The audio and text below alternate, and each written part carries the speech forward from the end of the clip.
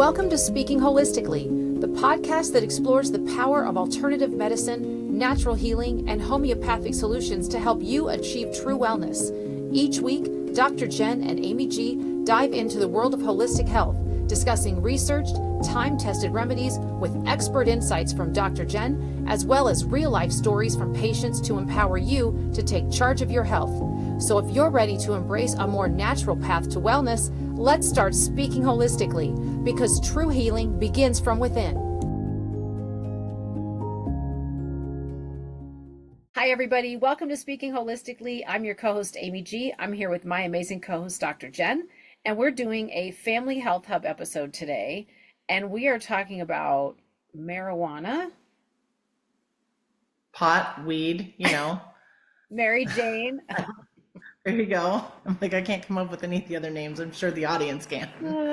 So there's a lot of misinformation out there. There's not complete information. So we're just going to have a really great conversation about this today.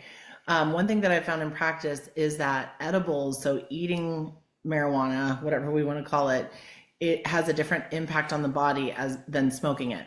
And that's something I didn't see in any research, but I definitely noticed a huge difference. There's more research coming out that supports what I've been seeing in practice, which is great, that when you smoke marijuana, it has more of an estrogenic effect on the body.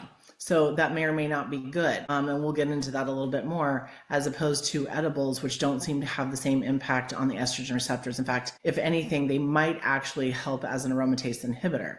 So we're gonna, it's really interesting how the same chemicals, natural chemicals, can have a different impact depending on the mode of ingestion or intake, or whatever we want to call it. So marijuana contains compounds that interact with estrogen receptors, and research is now suggesting that marijuana smoke condensate, or also known as MSC, may have an estrogenic effect. So these are conversations I've had with my patients for years, especially for young men, boys that are smoking pot with their friends.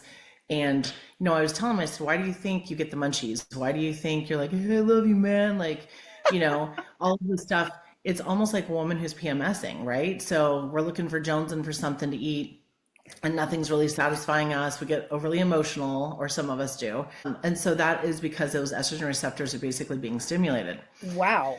So that's another reason a lot of these boys end up with moobs, right? Man boobs. So they don't realize, and they get a little bit more fat around the midsection. They're not as maybe athletic looking as their counterparts. And you think about it, at school, we got the stoners, right? Or we did. I don't even know if we can say that anymore, but we had the stoners and we had the jocks. So, the jocks had all the muscles, and the stoners, maybe not so much. So I don't know what they call them now. I'm super old, so you'll just have to forgive me. I don't know either. I don't know.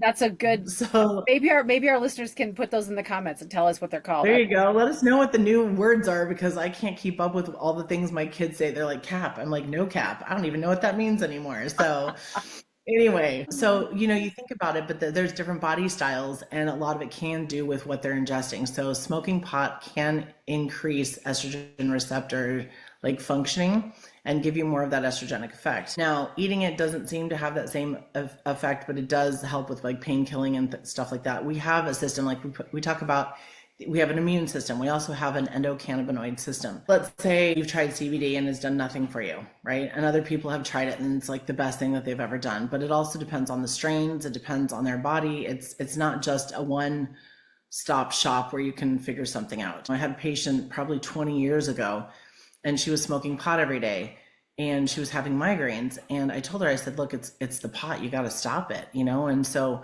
she decided to smoke all the rest of it as quickly as she could, and ended up with a massive migraine that landed her in the hospital and getting painkillers injected into her rear end. Oh my God.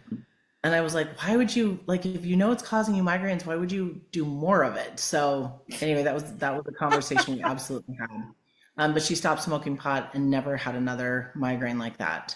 Wow. So other people smoke pot and it helps them with their migraines. So this is not like I said, endocannabinoids or marijuana or whatever we want to call it are not exactly the same as far as the strains, how they impact each person's body. But those are some rules basically that if you've got something going on, if you're smoking pot, that may help bring up your estrogen, but actually eating it or ingesting it in a way that's not smoking it, whether it's gummies or whatever, actually can have an aromatase type inhibitor response, which means that it actually doesn't allow for excess estrogen to bind to those receptors. So it actually can help you and be protective. So women who have breast cancer generally take a drug, and I know new ones are coming out every day, but tamoxifen has always been the biggie on the scene, and that's an aromatase inhibitor, but it does have side effects and does impact the liver health and stuff like that. I'm not saying, hey, don't take the tamoxifen and do edibles, but at the same time, like, get all the information that so you can decide what you're going to do with it, you know? Right. So some research suggests that certain cannabinoids like THC have an anti-estrogen effect, like that we were just talking about, an anti-estrogenic effect. So when we go back to men and women smoking maybe excessive amounts of pot, whichever that might be for their individual bodies, we talked about man boobs, which is gynecomastia, and research shows that 14 to 1500 men get diagnosed with breast cancer every year. And that's not something that we think about. We think, oh, women get breast cancer, but it could be from the excess estrogen. And genetically, they may have a harder time getting rid of estrogen, and then smoking pot on top of it can impact that and push them over the edge. So I always encourage genetic testing, which we'll get into on another episode for sure. So look that up because it's just too much to put in here. But it's really important to do that. And there's some cheap ways to do it effectively and efficiently. So that will be something we'll discuss. So pot also has been linked to hormonal imbalances, including decreased estradiol levels and increased prolactin levels. So prolactin is the hormone that actually allows for different hormones to be produced, but also for milk to be produced for a breastfeeding woman. So pot also impacts the release of hormones like FSH and LH, as well as testosterone, and impacts menstrual cycles and sperm parameters. So it does have a huge impact on our hormones, whether it's good, whether it's bad, depending on how much, when you're using it, how you're ingesting it, all that kind of stuff will make a huge difference for people. So like I said, there's a lot of misinformation out there where it's like, oh, it's all the same, when it's really not, because it can either create more estrogen or it can decrease the estrogen impacts on the body, just depending on how you're getting it in. Well, and what's interesting to me, just hearing you talk about this, first of all, I'm completely ignorant on this topic. I've never smoked pot in my life or taken an edible or anything, but in a million years, I guess, I wouldn't have thought that marijuana impacted hormones. I wouldn't have connected that. And I think a lot of people probably listening to this right now or watching this wouldn't have connected that either. And my thought, as you were talking, went to, what does it do for women, the estrogenic effect? We talked about men, right? But then also, what happens when a couple is trying to have a baby? Does it throw that? That was where my head went. I thought, oh my God, I don't think people would link those two. Well, it's, and that's the thing too. If you're trying to have a baby and you're a man smoking pot, it's going to increase potentially. I'm not saying it's going to, but it can increase your estrogen levels, which is going to decrease your testosterone levels, which you need plenty of testosterone to make enough sperm, right? And quality sperm, not just enough. And then the woman, you need more progesterone in order to get pregnant and to make that pregnancy viable. So you're really hitting it from both sides pretty hard in a way that probably isn't beneficial for fertility. Yeah. Wow. Yeah. So the things that we're not told, and that's why this is real life. This is not, oh, well, this research study says this and somebody else is paying for another research study. But I've been seeing this in my practice for over 2 decades. And suddenly there is a little bit of research that is supporting what I've seen all these years. But it is interesting that when I get these teenage boys to stop smoking pot, their physique changes and their brain changes. It does. It changes it. Those hormones do impact our brain so much. For sure. I'm not saying that everybody has to have the same jock body. I'm not saying that. But at the end of the day, you got your fluffy around the hips, fluffy around the center, you're overly emotional and you're jonesing for some food all the time. Like, there's a reason for it. And it can be a little bit depressive. So it's hard to get out of that cycle, even though it calms their brain so much. So there just may be a better choice as far as how they ingest it. Well, and I love that you're actually offering up an alternative option instead of saying, don't smoke pot and that's the end of the story. Because there's a different way to take it into your body that's not going to have the hormonal impact, which is pretty shocking. I think that's pretty groundbreaking personally. Well, and different strains too. I mean, Hmm. anybody who has bought pot marijuana, they know that there's all these different strains. Now, I am not by any stretch of the imagination going to tell you that I am an expert on those, because I am absolutely not. I just am telling you what I've seen in practice and how it definitely impacts and how the research is now catching up to what I've seen.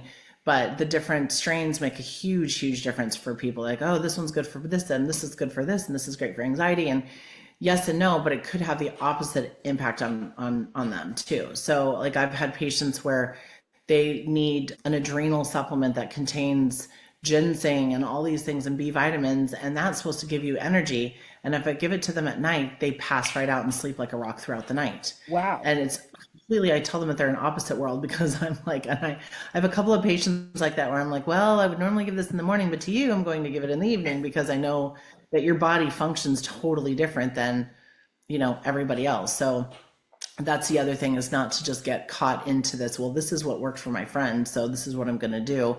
Yeah. And then it does the opposite for you.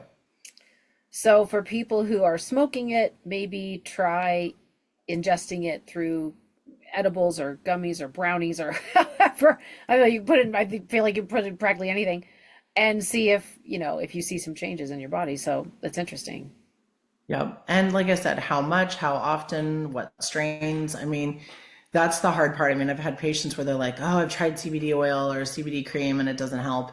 And I was like, yeah, I'm sure it doesn't for some people. I mean, I've tried CBD lotions and all these things, and I've had zero reaction in my body, absolutely zero. So it's really hard, because this person says, oh my gosh, it changed my life. So it's one of those things that it's so individualized that there's nothing that you can sit and say, oh, generally this happens or generally this happens, because it doesn't. It's totally different for every person. And once again, how much, how often, what type, all that kind of stuff is going to make a huge difference for sure. Yeah. You mentioned it being something that is depressive and causes depression. I know somebody who smokes pot daily, and he is definitely depressed. And I have long believed it is because of that. And I'm just like, I wonder what would happen if he stopped for a period of time. Like, would his mood shift? Or maybe he stops and just, eats it instead of smoking it. Maybe he'd feel differently. I don't know. But at least I think it's good that there's an alternative, so people just don't have to stop altogether, because I think for some people that would be, I don't want to use the word catastrophic, but they would believe it to be catastrophic, I guess, if they were to stop. Well, Some, and it might be for them. I mean, it might be for their neurotransmitters and how their brain functions and stuff like that. I mean, so that's where it's so, this is why I would never tell a patient, stop doing this. But I do with some of the male patients, the younger ones, because I know what it's doing to their hormones. And long term, that can have a pretty decent impact on them. I'm like, hey, let's just stop it for a little while, see how you feel, and go from there. And like I said, it's like telling a runner to stop running. You can't tell them that they're not going to stop running. You have to figure something around it for a lot of people. Some people yeah. will be able to stop smoking when they figure out that that's actually what's happening, and they may not go into the edibles, and it may not have the same impact. So this will just be a lot of information that each individual can kind of figure out what they need to do. Well, I feel like this episode is going to get a lot of eyeballs and ears on it. I think we're gonna have a very interested audience here, even if it's not for themselves personally, for someone they know. I mean, I just mentioned somebody a moment ago that I know. So, well, thank you, Dr. Jen. This has been informative and very eye-opening. I'm sure for more people than just me. Thanks everybody for listening. If you haven't joined our school community before, please join us. I'll put the link in the show notes below. You can also follow us on Facebook, Instagram, or subscribe to our YouTube channel. Until next time, everybody. Bye-bye.